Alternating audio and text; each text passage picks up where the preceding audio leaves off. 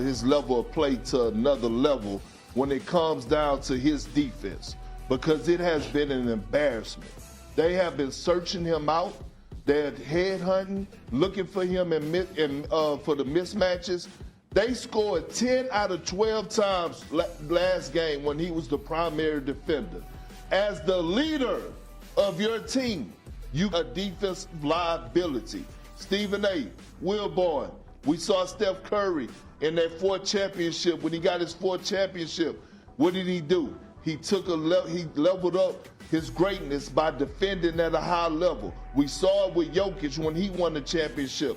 Jalen Brunson has to be better defensively, but I'm still taking him for the last shot over Tyrese Haliburton because he's the clutch player. Wilbon, I would tell you this. I disagree with Perk on this point because we're not talking about fourth quarter. We're not talking about clutch time. We're talking about the very, very last shot.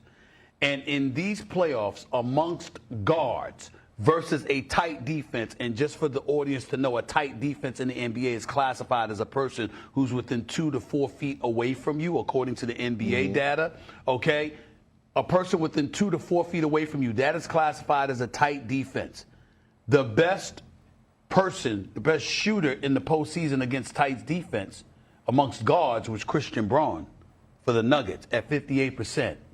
Number 2 was Tyrese Haliburton at 47%. Brunson is at 45%. So again, clutch time is different because you're talking about the last 5 minutes or so. All right, but that last shot, when we see what he's done against Cleveland, when we see what he's done against the New York Knicks, when we see what he's done throughout these playoffs, Milwaukee, I mean, in this year's playoffs, Tyrese Haliburton has been money with the last shot. We got to look at it that way, and that's the only reason I would go with it. You know what? This is hard because Haliburton right now has a Robert Horry element to him while being a much bigger part of the Pacers as a team. Correct. Than our man Robert was, whether it was Houston, San Antonio, or the Lakers or Suns. This is hard. I am biased toward my young Chicago brother, Jalen Brunson, who has demonstrated the late in the game. Sorry, Stephen, I had to get that in. I want Brunson having the ball and making the decision. I do. Man, but Haliburton, this is tough. I think if you can take the first pick, I'll take whoever's left on the board, which takes the pressure off me if we were actually choosing this on a playground. I think I'm going with Brunson and Perk, but man, it's narrow because Haliburton, he's doing this in each series. Well, especially after coming off of game one, it's hard to go with it. But man. Yeah. Encore. Looking at the body of work, absolutely.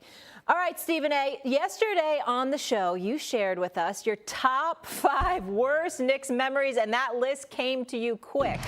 And here they are. That's right. All right, so Wilbon. I like to show it to Will and you and Wilbon. I had to show it to y'all. I got 3 of these. This is my top 5 worst memories. Okay, Perk, Wilbon, take look at that order. Take a look at it, and Wilbon, I'll start with you. Yep. Do you agree with this list? Yep. Okay. I might have a different order. I might have Reggie Miller first. But I hear you, Stephen A., I get why you have John Starks first, because it was in the finals. So therefore, I'm not going to argue with you. It was game 7 of the finals. I know, I was sitting there. I'm sitting there watching as Rolando Blackman never gets in the game.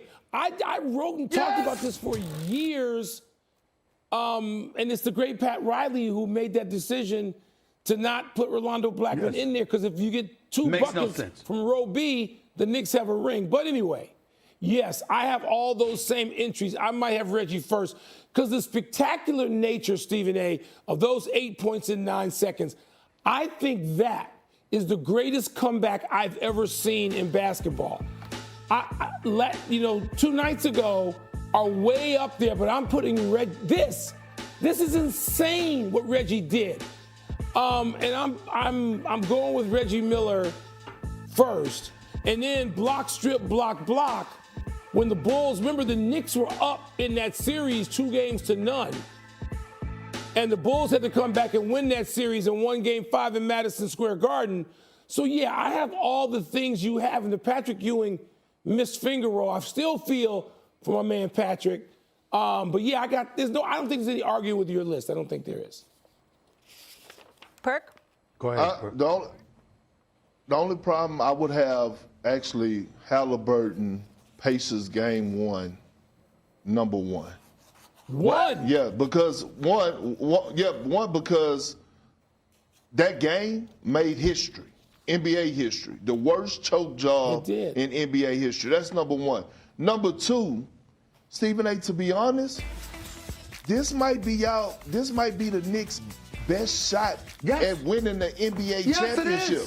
But guess what? Losing that game may cost y'all the series. I agree. And that's the problem, right? Like, coming into this series, like, the Knicks fan base, yes, y'all were happy because y'all made it to the conference finals and y'all haven't been there in the month of February. But the fact that y'all thought y'all had the advantage of actually getting to the NBA championship because y'all had the edge of the better team, the better players in this series over the Indiana Pacers, and y'all smoked game 1? Okay, fair. I get where you're coming from. Let me respond to you and Wilbon. I am 57 years old. The last time the New York Knicks won a championship, I was 5. And they are 48 minutes away from a championship. Remember, Wilbon, they were up 3-2 on Houston. And that was the 2-3-2 format. Yeah. They go back to Houston, if I remember correctly. They lose game 6. What did they lose game 6 by, Perk? 86-84. They lost by 2. And John Starks balled out that game. And so now it's like, all right, it's a game 7. This is what it is. It's Ewing. It's a large one. I see Kenny Smith, my brother the Jet. I see Otis Thorpe. I see Vernon Maxwell. I see Robert Ory. But we gonna get him. And Sam Casella's not gonna get him. All right, I see all of this. And Ewing didn't have a great game, only had like 17 or whatever, but he wasn't horrible. Derek Harper balled. He had like 23 that game, right? And, Oakley chipped in his tennis stuff. But it's like it Starks. And you looking at Pat Riley, and you don't bring a Rolando Blackman off the bench. You acquired him in the middle of the season for the sole purpose of having an additional shooter, and then you never put him in. So I'm looking at it like, it is now 2025, which is 31 years later, and we still don't have a championship. I'm sorry. I can't see. I love John Starks. I saw him last week. I told him I was going to lay off, and I'm trying to, but they asked me this question about my worst moment, Mike Wilbon.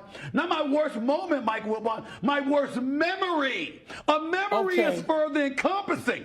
And I'm like, yo, we had a championship.